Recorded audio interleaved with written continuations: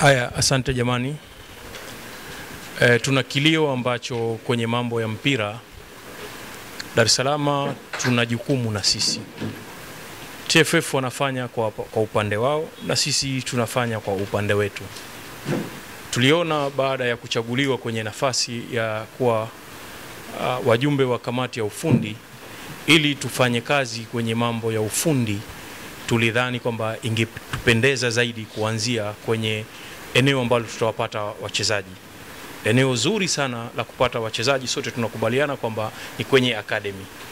Nchi yetu kwa muda mrefu tumekuwa tunalia sana, tutengeneze academy kwa sababu tunasema ilikuwa rahisi kwangu kuwasiliana na katibu wa hizi academy na tukaanza kuona, na akaniambia kabisa kwamba mwalimu, napenda tuanze moja kwa moja na academy ambazo zimesajiliwa rather na academy ambazo hazipo nini. Kwa hiyo sikuwa na pingamizi naye na akafanya kazi, na bahati nzuri kwenye zile groups zote mimi nipo, ni mwanachama wa zile groups. Kwa hiyo nikawa naona maendeleo. Nashukuru kwamba tumefika kwenye nafasi nzuri. Tunaweza sema kama ni wawakilishi, tumekuja kutoka kwenye mikoa ya kisoka tofauti, tumekuja hapa. Tumekuja kwa lengo la kuwa tusaidie mkoa wa Dar es Salaam. Kwa vyovyote manake, kama tunaongelea kucheza mashindano ya watoto wa chini ya miaka 9, yani haiwezekani kwamba Dar es Salaam tusiwe mfano. Kama mashindano ya watoto wa chini ya miaka 13, kwa nini sisi tusiwe mfano?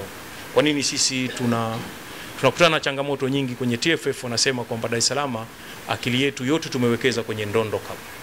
Kwa hiyo bahati nzuri pia mimi ni mjumbe wa mkutano mkuu wa TFF. Tukisemwa watu wa Dar es Salaam na mimi nakuepo. Nikiwa kule nabaki kwenye chama changu cha makocha, lakini pia natoka Dar es Salaam. Kwa hiyo vibomu vikipigwa kwa ajili ya Dar es Salaam na mimi huwa nahusika na visikia.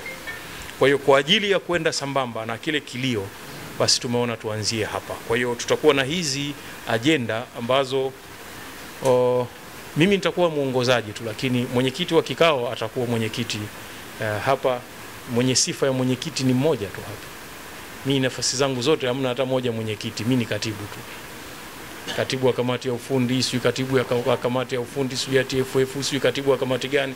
Zote hizi mimi ni katibu tu, mpaka huko kwenye chama changu cha makocha mimi katibu. Lakini yupo mwenyekiti hapa wa kamati ya mashindano. Huyu ni mwenyekiti wa kamati ya mashindano ya DRFA, lakini ni mwenyekiti pia kwa chochote ambacho tutakifanya hapa, nilionelea lazima na yeye awepo ili iwe rahisi kuona kwamba mwisho wa siku tunataka kutengeneza mashindano. Mwenyekiti wa mashindano nani au mwakilishi wa kamati ya mashindano nani? Ramadhani Shauri Tanga. Kwa hiyo hichi kikao tumeona kimeshiba. Ulikuwa mkakati, nilisema Njovu najua yupo kwenye grupu, akija hata kaa kule. Kwa hiyo msiogope. Yalikuwa ni mikakati hiyo. Kwa hiyo nafikiri twende kwenye labda useme mawili matatu alafu tuanze kwenda mada. Habari sasa hizi ndugu wajumbe. Kwanza naomba niongee nikiwa nimekaa kama mtojali. Awali ya yote namshukuru Mwenyezi Mungu kwa kutuwezesha leo hii kuwa hapa katika kulifanikisha hili ambalo sisi tumelipanga. Kama mnavyojua kwamba sisi ni binadamu, tunaweza tukapanga, lakini Mungu anaweza akapanga vinginevyo. Kwa hiyo tunapokuwa tumepata fursa kama hii, wajibu wetu ni kumshukuru Mwenyezi Mungu, na kama alivyoshauri mwanzo mzee wetu, ni vema kumtanguliza Mungu kwa kila jambo. Kwanza kabisa niseme binafsi nimefurahishwa sana na kikao hiki.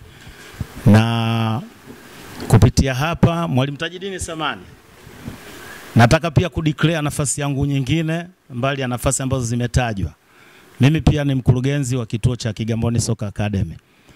Na nafikiri bahati nzuri wakati tunaasisi kituo chetu cha Kigamboni Soccer Academy, mzee wetu hapa Mwalimu Tajidini tulikuwa naye katika kutuwekea misingi yote ya kile kituo mpaka hapa kilipofikia.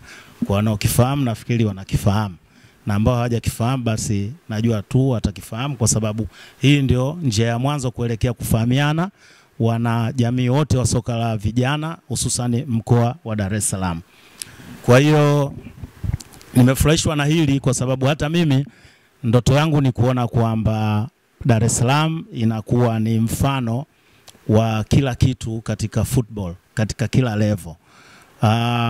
Hakuna mtu ambaye anakataa kwamba Dar es Salaam ndio mkoa mkubwa nchi hii.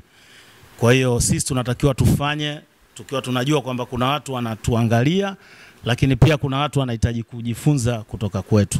Kwa bahati nzuri tunaye hapa mtu mahiri kabisa katika sekta hiyo, lakini pia niseme nimefurahishwa zaidi baada ya kuwaona malegendari wapo, kina Salva, michango yao inaeleweka hapa, kila mtu anaijua, kina Njovu hapo wanafahamika.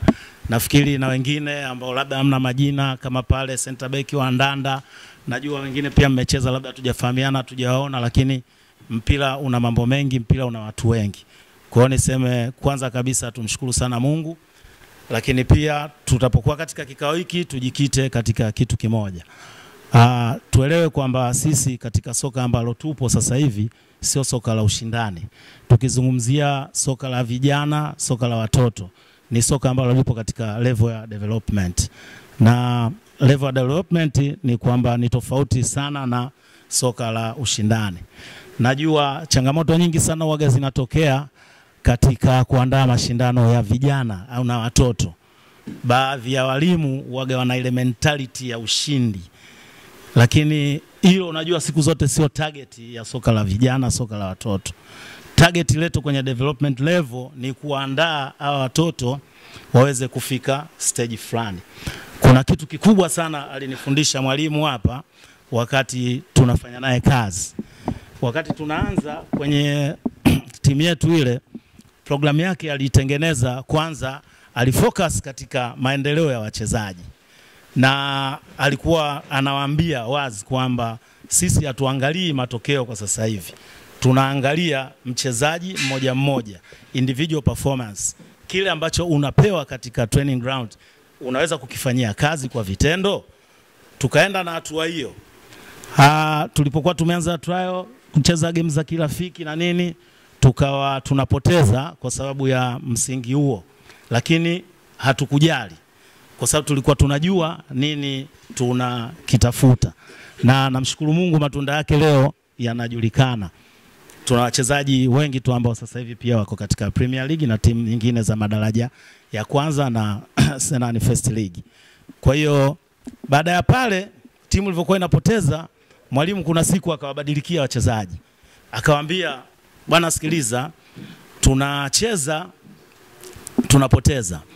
Lakini hapo tukumbuke kwamba hiyo sasa ilikuwa ni under 17 kwa sababu kila timu alikuwa anaipa na majukumu yake kulingana na age ambayo age group. Kwa hiyo wale under 17 wakaambiwa kwamba okay, tunapoteza, tunacheza vizuri tunapoteza. Sasa hivi nataka tushinde kivyo vyote. Na kweli tumeanza kushinda. Baada ya kuanza kushinda akasema hapana, sasa hivi sitaki tushinde kivyo vyote. Nataka tushinde katika principle. Kwamba tunakubaliana mchezo huu tunacheza hivi, tutashambulia hivi, tutafanya hivi. Kwa hiyo ikawa inaonekana maendeleo. Ikafika mahali akasema sasa nataka wachezaji mna maintain standard. Kwamba umecheza katika performance yako labda 80%. Unatakiwa kucheza kila mchezo 80% kwenda juu na sio pale. Kwa hiyo hivyo ni vitu ambavyo wataalamu wanavijua zaidi, na mimi niseme pia sisi kama viongozi katika sekta hii tutawahitaji sana na tutawategemea sana wataalamu. Kwa hiyo mwalimu jiandae kwa kazi kubwa hii ambayo tumeianza leo. Kwa hiyo jingine hapa kuna swala zima la utambuzi wa hizi academy. Tumejitambulisha hapa. Lakini baada ya hapa nitaongea na katibu, tutawasiliana na katibu. Nafikiri orodha imechukuliwa waliowasilishwa, si ndio?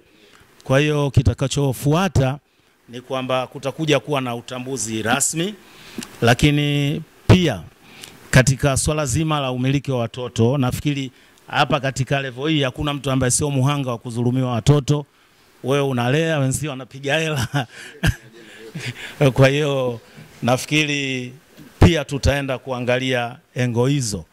Na niseme kwamba kama kweli tunaamua kutaka kusimamia na kuendeleza mpira wa vijana Dar es Salaam, Dar es Salaam itakuja kuwa nyingine, wala tuhitaji miaka 2 mitatu.